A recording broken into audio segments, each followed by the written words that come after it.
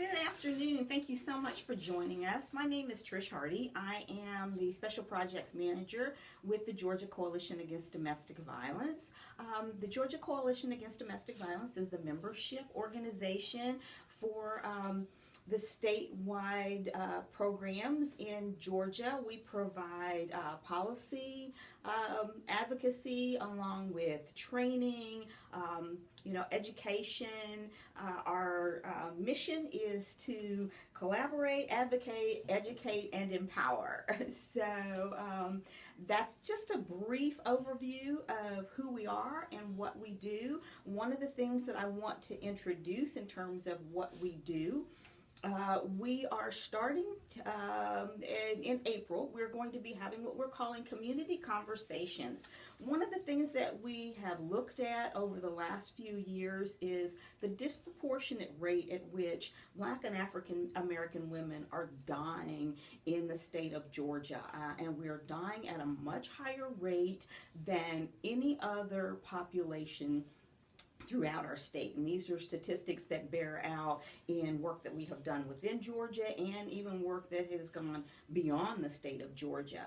So in knowing that, we also realize that if we want to find a true solution to this, that you have to talk to the individuals that are really being affected by it. And that's going out into the community, having community conversations, and talking about the issue of violence as a whole, but zeroing in particular on domestic violence and what the community looks at as seeing the problem, and getting their investment and involvement in finding solutions to the problem. So those conversations are going to start in April. We hope to hold a minimum of 3 throughout the state and have it culminate in a much larger forum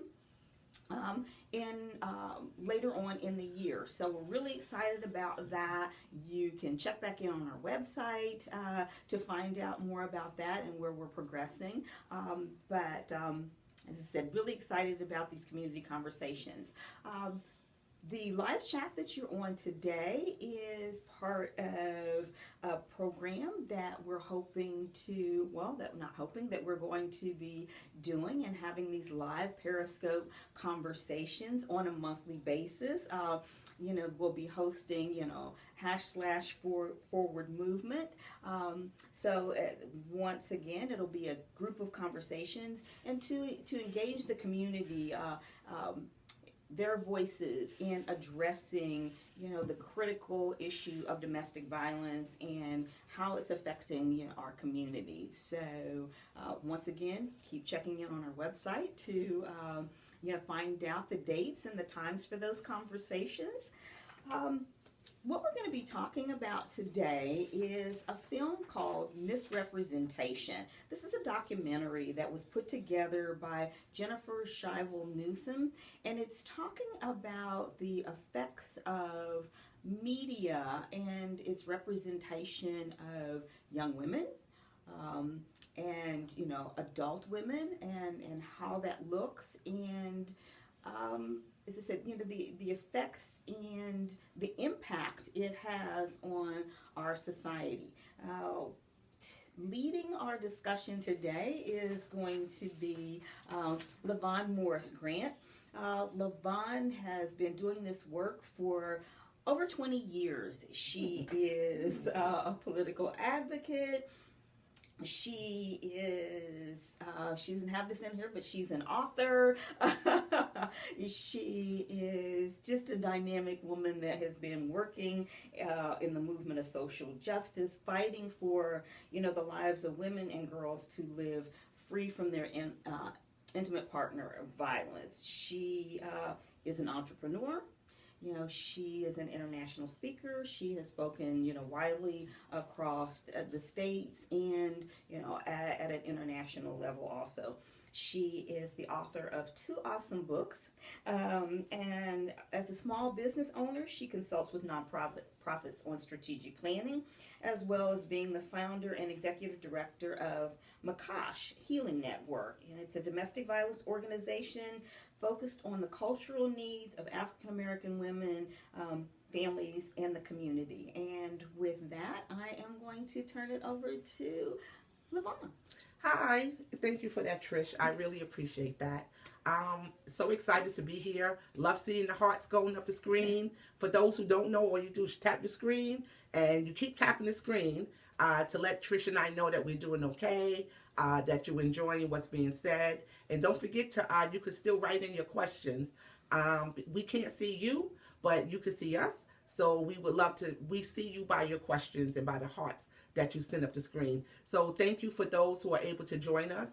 And remember to share that they can go back to watch the replay of it. It will stay up on Periscope for 24 hours. So good to have you. I don't know how many of you out there have seen the film Misrepresentation, but I've seen it several times, and it still has the same effect on me, and we will get into that. But we did take, after screening the film on yesterday, we did take some questions. So I want to start off with the first question. And the question isn't for me to answer necessarily, or for Trish to answer. It's for the group to answer. Mm-hmm. So I'm going to throw out the question and see how we can have a discussion on the first question, okay? So I will read that to you, and we will continue to move forward, all right? So one of the questions that came out of those who saw the movie on yesterday at Emory University, they asked, what steps do you feel media needs to take to change how women view themselves? So I'll read that again, and there's a second part to that, but we'll deal with the first part first, okay? She's asking, what steps do you feel media needs to take to change how women view themselves? So I'll start off with a thought of Lavon, and Trish can chime in, or you all can chime in from there, okay? So when I see that question on how women view themselves, what steps can the media take? My first thought is, me as a woman, and when I was a girl, and now I have a daughter, right, who's a girl, and who's a young woman now, I would not necessarily look to the media. That's not my first concern of how I view myself based off the media's image. The media's image is very biased, and so I don't look to the media to influence, who I am and who my daughter will be or who my daughter has become. I look to my culture, I look to my role models, meaning people in my family, in my immediate circles, and what they are doing, and how I help them move forward, and how I help my daughter move forward with her thinking. And then I help her understand and help myself understand that I can't measure myself against the way the media measures me, particularly as a black woman, right? And we'll get more into that, because as a black woman, I'm invisibilized to the media. So I definitely can't measure myself. There was nobody hardly on TV that looked like me in the media when I was growing up. So my daughter has more of that going on than I do. So I'm going to leave it there. I hope to see your questions come through.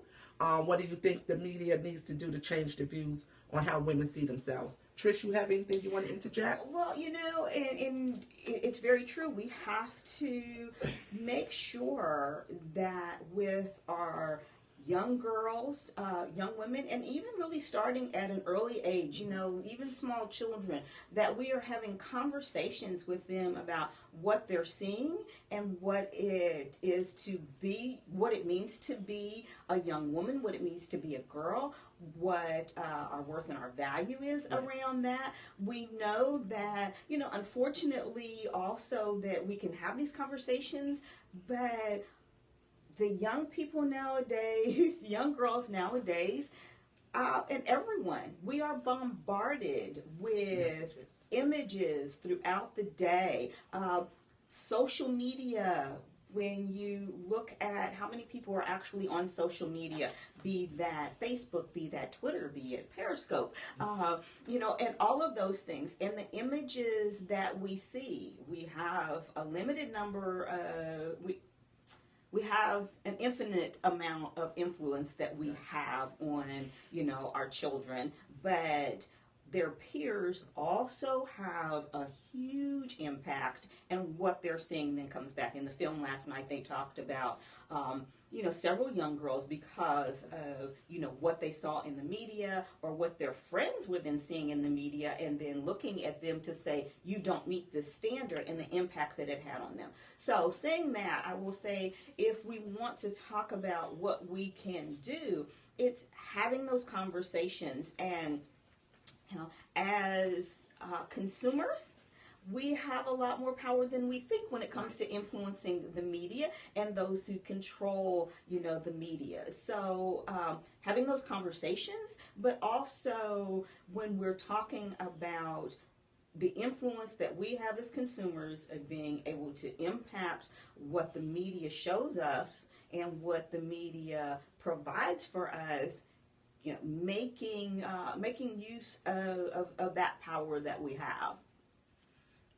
Okay, that was great, Trish. And I totally agree. We have so many more images of negative images than we do positive images, and a lot of the images for women and girls is about their sexuality, not about who they are as a whole person, right? That's what we always like to see, and that's what the media pretty much portrays.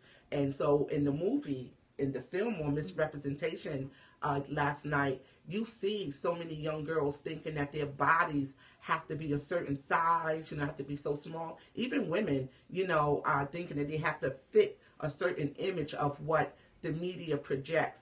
There was one portion in the movie where this actress, she received a huge series that she was going to be starring in, and they asked her to put collagen in her lips and to do stuff in her eyebrows or up in her eyelids.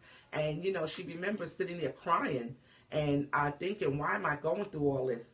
And so I was just like, yeah. So there was a huge disconnect. There is a huge disconnect in the media based on what women and how women see themselves and view themselves based on what male white men want to see, how they want to see women. So we're going to move on to the next question. And I do see some questions coming up the screen. And I promise you, we will get to those questions that are coming up the screen. So stay with us and keep those hearts coming. We need those hearts. Thank you. Keep those hearts coming. Let us know that you're supporting Trish and I and the work that we are doing here today and what will continue to happen, in the future, in the near future. So I'm going to read the next question and hopefully get some responses from you all on this question, and then go to the questions that have been coming up the screen. Why do you think intersectionality was not addressed in the film? So when we look at intersectionality, what the writer, I believe, is asking is that in the film, when the narrator, her purpose apparently appeared to be to talk about the lack of roles for women in the film industry and how they're viewed in media. And the narration of the film is talking about a lot of the sexist behaviors from men. And so what happens when we talk about sexism, when women talk about sexism, a lot of times we're talking about white women because all the other groups are left out. And the other groups in the intersectionality, we're talking about women of color, which are black women, African American women, Latina women, Asian women, the marginalized group of the LGBTQ community, transgender, lesbian women. So that whole group was not portrayed in the movie or in the film, at all. And there was really no mention of that. And that was striking to me, that if women are only represented 12% in film, which is okay, they still get in the door, but other groups of marginalized women are not making it in at all if they at a 1% rate. So why do you think the intersectionality was not addressed, and that's really interesting of why that was not addressed, because you could see it was very striking. For those of you who did not see the movie, I suggest you go see the film. And for those who are on here who did, if you would like to interject that question, because that's a very pointed question about the way the narrator put together the film, that a whole group was left out. And it's true that intersectionality was not addressed. I mean, she addressed the film from, it was twofold. When you're talking about misrepresentation, it was misrepresentation as to how women, and I'll say that women as the whole, are portrayed in the media, and how misrepresentation as to how women on the whole are not at the table at just about any level. We're not at the table when we're talking about the political arena. We're not at the table when we are talking about, even, at a business level. Unfortunately, in the hour and a half that she did, intersectionality is important. We always have to think about, all of those roads that come in and impact how any type of discrimination or privilege or oppression impacts any one group or the many different groups. So it would have been great if she had done that. I think she was probably limited in the time that she had. Trish is real nice. Yeah, it was somewhat limiting because, in all actuality, she just, and from her level, we're talking about a woman that comes from a privileged group. And if I don't know, I can't speak for her. I can only say that if you're not dealing with, or you have never been in a position where you have to look and examine and be accountable for your own privilege, then you're not going to get to a point where you're also looking at the intersectionality of things. So it comes from that. I want to say there was a question about what's GCADV doing to address marginalized communities. One of the things that we're doing is the community conversations that I mentioned earlier. That is part of it, and the reason why we're starting with Black and African American communities is because we're looking at our own organization and what the diversity level is within our own organization. So we're starting there to have these conversations. From there, our hope is to then engage other marginalized communities and give them a forum and a format, and then help them to be able to take these conversations out and beyond that. We have done work, and we're providing workshops in talking about, talking about issues around the LGBT community.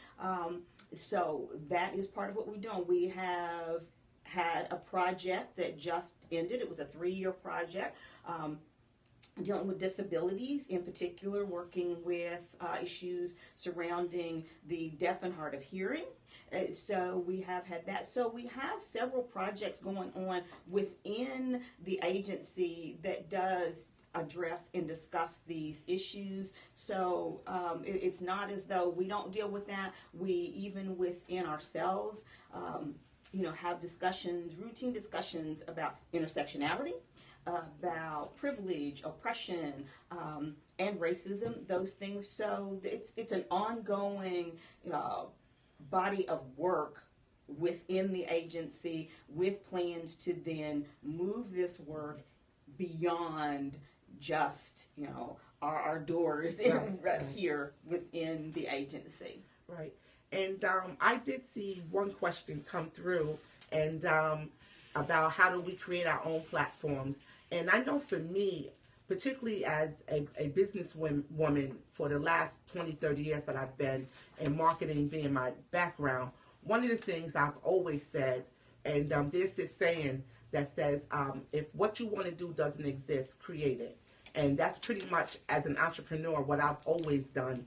And so as Black women and African American women, or women who find themselves marginalized and left out of conversations, left out at the table, their voices are not heard. There's no diversity within where they're working or wherever they're moving and being to feel authentic about who they are. Create your own, create your own and bring people to it. I always say, you know what your community needs. You know how to do the work. You know what your leadership skills are. And so you go find those pieces to bring together to create that platform. You don't have to wait for an agency or an organization, to do that. And you go after the resources. What you can try to do is connect and partner with those organizations and agencies that do have the resources. And by resources, I'm talking about money. Let's be real clear. I'm talking about money. We can have a lot of different resources, but money is what we need to get projects off the ground. So you can partner with some of those mainstream organizations to do that, even to do something like a film of misrepresentation, because I think the name is really fitting when we piggybacking off what Trish said around misrepresentation, because though she called it misrepresentation of women being absent in the media or being portrayed a certain way in the media, she did the same thing.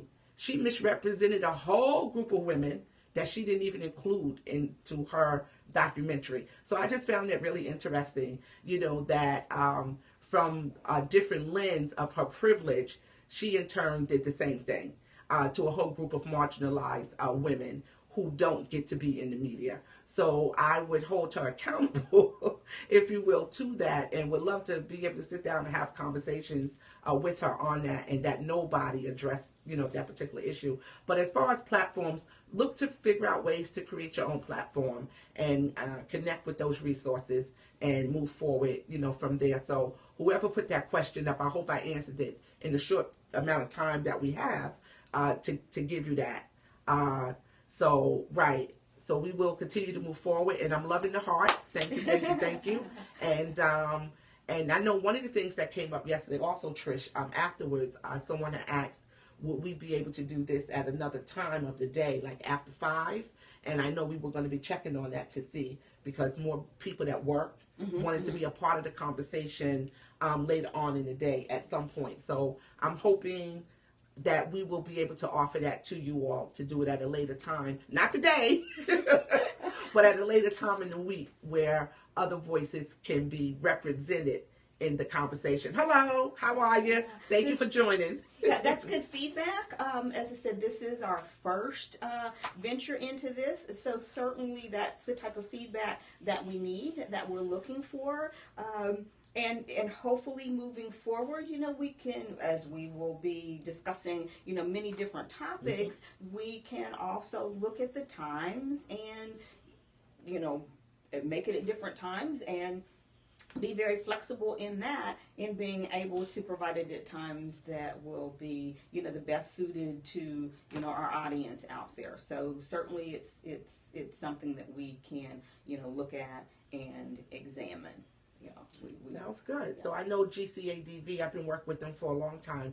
I know they will take that, under advisement and see how they can, make that happen. So we will definitely try to be more flexible, and hopefully I can be a part of those conversations.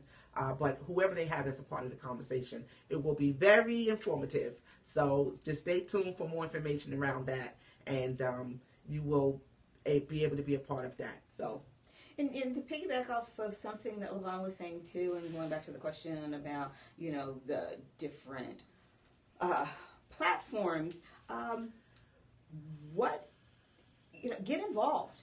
A lot of times we don't get involved because we don't see women at the table, or we don't get involved because, historically women have been told that, and we're seeing it right now in the political climate that we're in, that women don't have a place at the table. But making sure that we are at the table, if it's, running for office, if it is just being present when issues about the community are being addressed, that we are there for those community conversations, exercising our our right to vote and how important that can be. That's major. You hear people say, oh, it's not going to make a difference. But even after you vote, voting is great. But if we don't put a voice then to what we're voting for afterward, it doesn't make a whole lot of difference. So making sure we're at those critical places, and for all of those things that have been said historically, that women don't need to have a seat or women can't have a seat, that we can't perform certain tasks, making sure that we are there, that our voice is present, that our face is present, making sure that we step up. Right. And that is so true. That is so important, especially doing community work. And you could just organize right in your community. You could organize right where you are with the neighbors that's right there, because those are the people. Those are the people that we need to do the work. Those are the people who can affect change, who can affect policy, who can bring those voices to the table and make room. And again, if you can't get to their table, create your own table and have them come to you. And that would change a whole lot in our communities, and also on how we view ourselves as women, because we are great leaders and we can multitask. We can be parents. We can have so much more going on in us working together. And I think when the film Misrepresentation, all the women that were present in that film, they do come with their own sense of power. And they have very strong voices. So I did, I did like that about the movie, about the film, that the women represented really talked about some issues of how they are viewed, even though they are at the top of their game and doing a lot better than a lot of men, but they still don't get the same kind of, kudos to get those films, to be those directors, to be the decision makers, to have the resources of the money and not have to do low budget films. So it was interesting that even at the level of power that they have attained, they still have to fight, but I just hope that they continue to fight and bring other marginalized communities of women, involved in the film industry. So. And what I like to say is, when we see films such as this, to remember that this film, although the film ended, we see the credits, that this is the beginning. This is the beginning of continuous conversations that we need to have when we're talking about the subject of, women of color were not really discussed. Okay, this is the springboard to then, be it, in our own communities, be amongst ourselves, to continue those conversations and making sure that we're doing this. And this is exactly what we're doing here. We looked at the film last night, and we have created a springboard and an opportunity to then continue with the conversation, or to grow the conversation, and amongst yourself, have your friends view it. Have a conversation if you're a parent, to sit down even with, or a parent, or you're a mentor, if it's in your church or whatever, to sit down, view the film, and then have further conversations about, what did you see? What did this mean to you? When you saw this, did it make you think about how you look at a commercial and you may think, oh, that's cute, but what is the real context of it? Right. So make this not the end, make it the beginning and the continuation, and that's what we should always be looking to and be doing, because I think it's a great opportunity for that. Right. We have just a little more time left, and I think, Trish, do we have any more questions we wanted to get to? Well, just one quick question. Okay. Someone wanted to know about what GCADV is doing to empower women. We are an organization of women. We are about the rights of women, in particular women who are being abused, and being able to support them, to empower them, to gain control over their lives, from control that has been taken away from them. So we're active in that, and active in, once again, having conversations and continuing conversations about the rights of women, even in our policy work. So we're empowering women through that. If you want to be involved, certainly you can go to our website. You can become a member. What's the website, Trish? It is www.gcadv.org. There you go. So you can become a member. There are all those great things. Real quickly, also, there was a question about our young men and young boys. Also, have them watch the film. Engage them in conversations about one of the things that came up in the film last night. The young man said something about it's not masculine. How do we define masculinity? Yes. How are we defining masculinity for our young men? Young boys. And young boys. So having those discussions with them also about how are we defining it. I had to tell my grandson lately, if you don't stand up for something when you see something wrong, then you are a part of it. Right. So when you see women being marginalized, when you see them being abused, if you don't stand up for that, also you're a part of the problem. So right. having those discussions about what the images mean to them, right, and that they have power too to be right. able to say this is not right. Right, and that's a great start. And just to say one last thing, because I know we will be wrapping up soon, is that for boys, right, for little boys, we don't have to give them the color code that pink is for girls and blue is for boys. That is a learned behavior when we start socializing our children, right, and the agenda, and making the agenda such a difference, just in the sense of a color, right? And so if I put pink on a boy, let's say he's 3, he already knows by the age of 3 that pink is for a girl, and not feeling good about that. So we have to help boys and girls, but particularly boys, understand the value of what a girl is, that you do not have to feel devalued because you are not a girl. And we have to help our girls understand that they are valued and that they are, worthy in this society, and they have something to offer. So we start that indoctrination at very young ages, and we don't even know we do that, right? We don't even realize that. So in the film, when they talk to a lot of the young high school students, it was just really interesting that these group of people, young people, they have a really clear sense of what is being taught to them, but they don't really know how to decipher it out or who to go to talk to about some of those issues. But they were very strong voices of young people in the misrepresentation film, and I was really glad to see at least that group, part of the conversation. And I'm gonna tell you, young people will teach us a lot. They will teach us a lot about who we are and who we're not.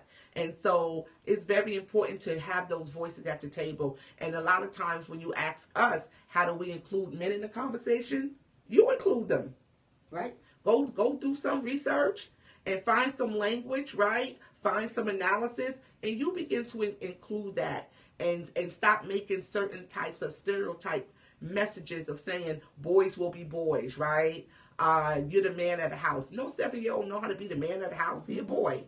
He can't pay a bill. So just something that simple, right? But we don't even realize when we're saying it that we devalue the mother. We devalue the adult who's the mom if the husband or the other partner is not going to be there by saying you're the man of the house. Man up. Man up, suck those tears up, right? So, but little girls can be emotional all day long, and they can be the cheerleaders cheering on the little boys. And so we start that at a very young age. So there's some things we have to do differently collectively, and there's some things you can do individually. So I don't know where we at, Trish, but I think we've done it. I think we've done a great job. What do you all think? Can I get some hearts? Thank you.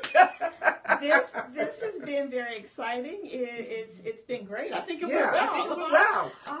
and looking forward to doing it again. Thank you. Yeah, thank you. It's gone by fast. It has. Time goes by fast. Yeah, but if you have other questions, yes, you can tweet those questions, and we will make sure that we get back to you on those. But what is our Twitter? At GCADV.org, and keep those questions coming, and we'll answer